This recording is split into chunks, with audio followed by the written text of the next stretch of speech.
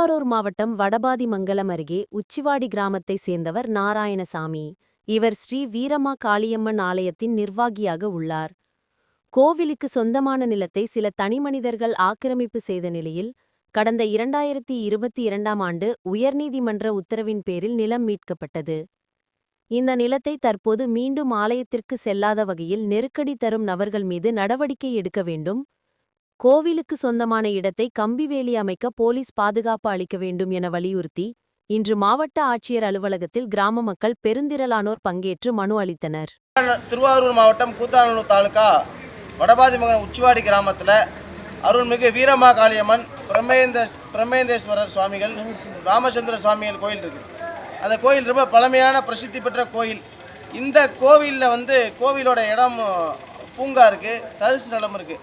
இந்த இடங்கள் நாங்கள் பூங்கா வச்சு மரங்கள் செடிகள்லாம் வளர்த்து அந்த கோவிலுக்கு பராமரிப்பு நம்ம கோயில் நிர்வாகம் சார்பாக. அது இந்து சமய அறநிலையத்துறை கோயில் இல்லை, நம்முடைய தனியார் கோயில், கிராம கோயில், மருளாடிகள் கோயில். அந்த கோயிலில் நம்ம பராமரித்து வர்றோம். ஆனால் அந்த கோயிலோட இடத்த சில பேர் சமூக விரோதிகள் அந்த இடத்த ஆக்கிரமிப்பு பண்ணணும் அப்படின்னு முயற்சி பண்ணுறாங்க. அவங்க அந்த இடத்துல மது வந்துடுறது, பெண்கள் போனால் கிண்டல் பண்ணுறது, அந்த கோயிலில் விளக்கேற்ற போகிற பெண்கள் மேலே ஒரு மாதிரி பார்க்குறது, இந்த மாதிரிப்பட்ட சமூக விரோத செயல்களை ஈடுபடுறாங்க.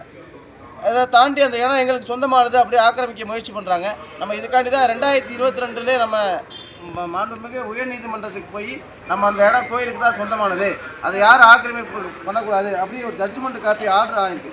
அந்த ஆர்டரோடு நம்ம பண்ணோம். ஆனால் 2022 இது வரைக்கும் என்ன பண்ண முடியல, அந்த கோயிலுக்கு அந்த இடத்த பராமரிக்க வேலி போட முடியல. பல முறை நாங்கள் அரசு அதிகாரிகள்கிட்ட காவல்துறையில் மனு கொடுத்தோம், நடவடிக்கை எடுக்கல.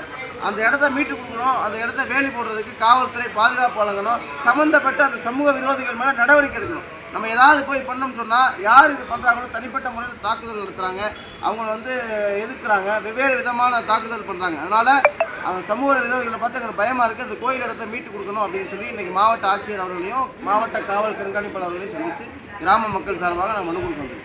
செய்திகளை உடனுக்குடன் தெரிந்து கொள்ள லைக் பண்ணுங்க, ஷேர் பண்ணுங்க, சப்ஸ்கிரைப் பண்ணுங்க, மறக்காம கமெண்ட் பண்ணுங்க.